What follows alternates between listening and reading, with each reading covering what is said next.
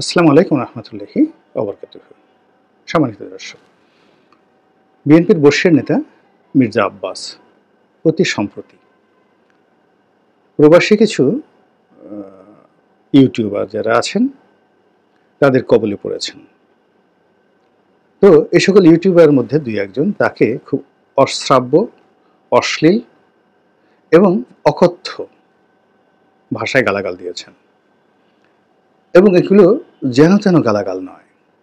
সাধারণত আমাদের এই সমাজে খুব ইতর শ্রেণী আমরা যাদেরকে বলি, কাদেরকে বলি সেটা বলার দরকার নেই, মানে যারা আবর্জনাময় পরিবেশে বড় হয়, যাদের ক্ষুধা, দারিদ্র, অভাব এবং তাদের যে দৈনন্দিন জীবনে মানুষের মধ্যে যে স্বাভাবিক মানবিক সম্পর্ক থাকে, এই সম্পর্কের বাইরে বিভিন্ন পশু পাখি কুৎসিত, অশ্লীল এবং নোংরা পশু পাখি, তাদের মধ্যে যে অবাধ যৌনাচার হয়, এবং এই সকল পশু এবং পাখি যে সকল খাবার খায়, যেভাবে তারা দুর্গন্ধ ছড়ায় এবং যেভাবে পুরো পরিবেশকে নষ্ট করে, তো আমাদের সমাজের ইতর শ্রেণীর যে মানুষগুলো এই ধরনের পশু এবং পাখির সঙ্গে একত্রে বেড়ে ওঠে,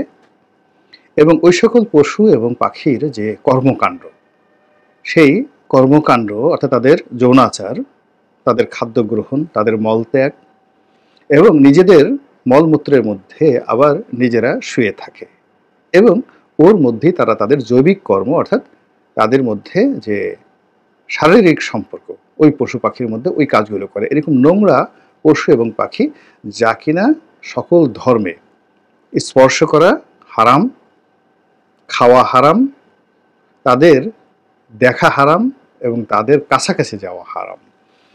তো আমাদের এই সমাজে অনেক দেখবেন যে ইতর শ্রেণীর মানুষ রয়েছে সারা পৃথিবীতে যারা এই ধরনের পশু পাখিকে নিয়ে তারা বসবাস করে, এদের মাংস খায়, এদের লালন পালন করে, এদেরকে ঘরের মধ্যে রেখে ঘুমায়, এরা যেই জায়গাতে থাকে ওই জায়গাতেই তারা বসবাস করে।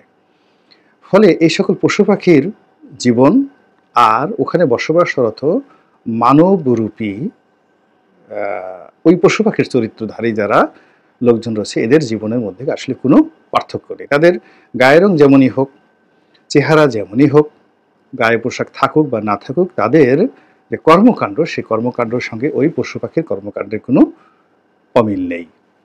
যে এই সকল জায়গাতে যদি আপনি যান, এখনো যান,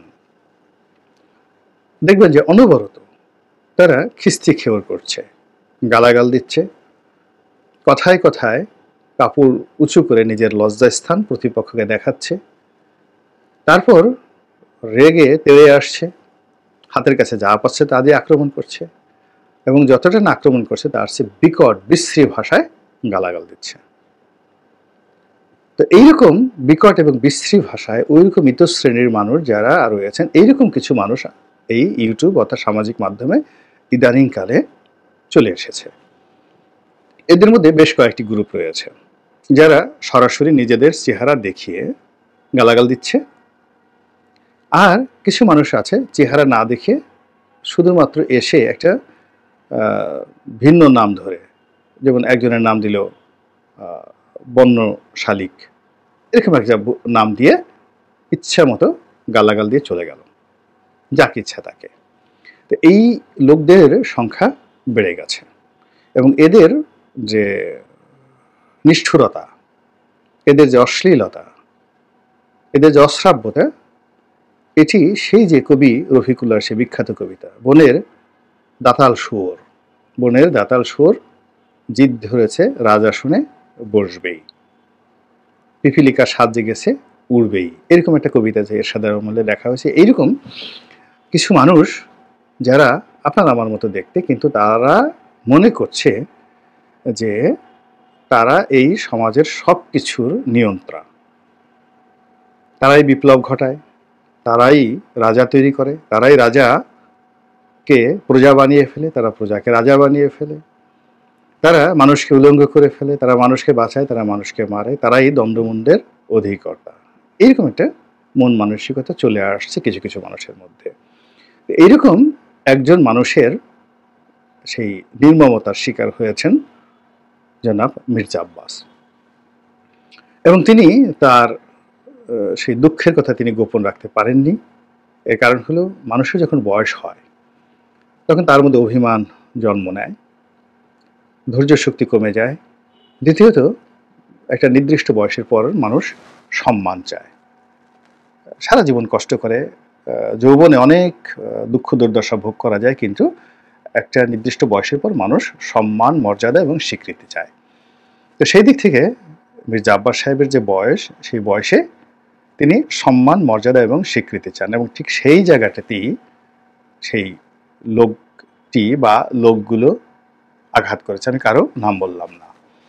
তো আঘাত করেছে, এবং যে আঘাত করলে মির্জা আব্বাসকে উতাল ফাতাল করে দেয়া যাবে, যে আঘাত করলে মির্জা আব্বাসকে অসুস্থ বানিয়ে দেয়া যাবে এবং তাকে রাজনীতি থেকে দূরে সরিয়ে দেয়া যাবে, এবং তাকে রীতিমতো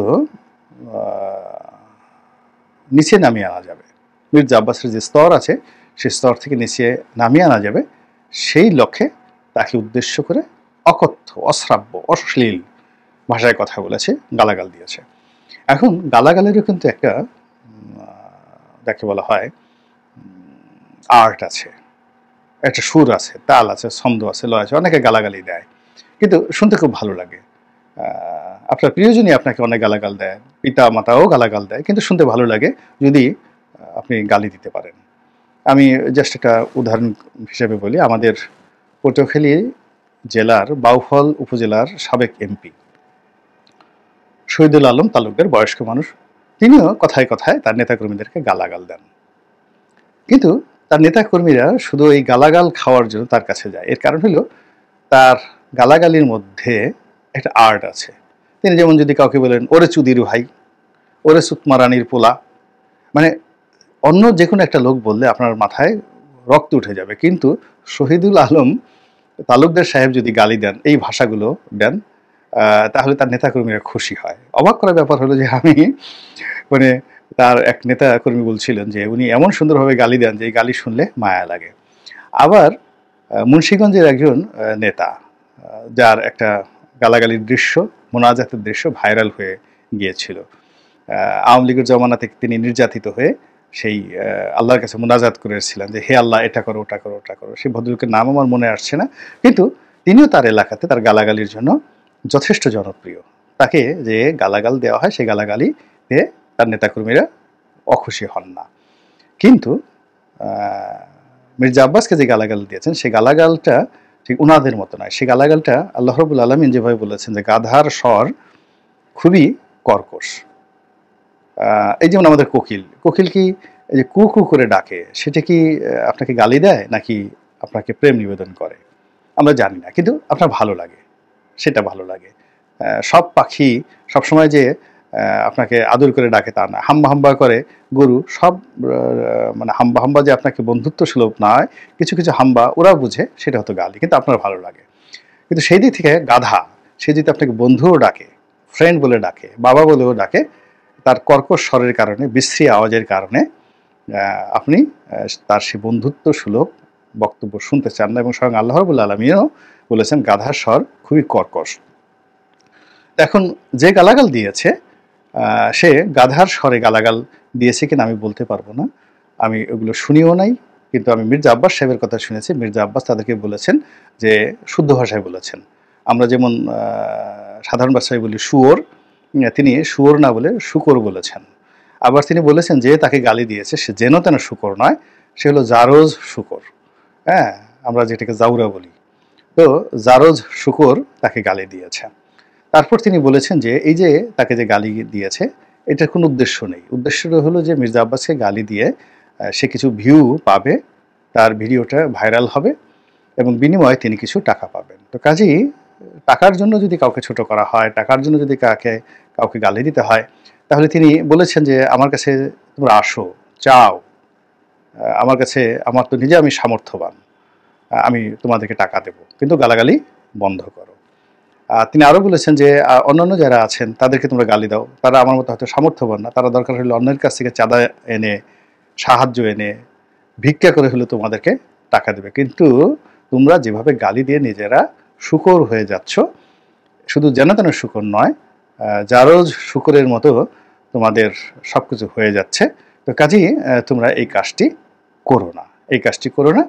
তিনি খুব বিনয়ের সঙ্গে ধীর স্থির বেদনাহত মন নিয়ে যেভাবে কথা বলেছেন, মির্জা আব্বাসের মতো একজন পোড় খাওয়া রাজনীতিবিদ, তার এই যে অসহায়ত্ব, এবং তিনি যেভাবে একজন গলাবাজ, একজন গালিগালাজ প্রদানকারী, ওনার ভাষায় জারজ শূকর, তার দ্বারা যেভাবে তিনি নির্যাতিত এবং নিপীড়িত হয়ে যে আকুতি জানিয়েছেন, এটি বাংলাদেশের রাজনীতির জন্য একটা ব্যাড সিগন্যাল।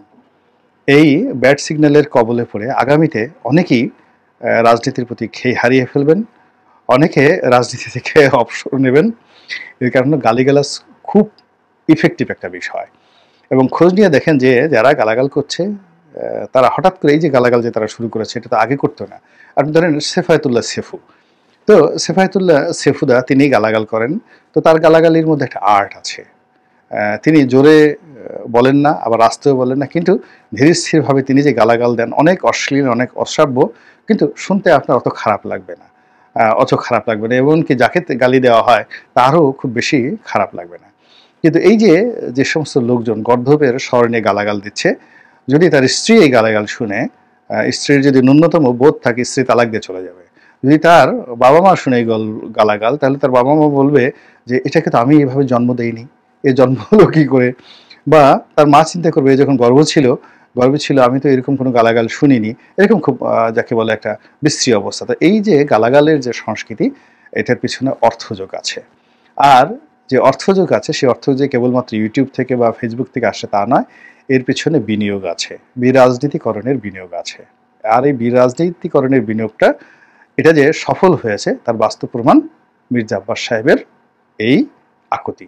আল্লাহ আমাদের সবাইকে হেদায়েত দান করুন এবং হেফাজত করুন। আসসালামু আলাইকুম ওয়া রাহমাতুল্লাহি ওয়া বারাকাতুহু।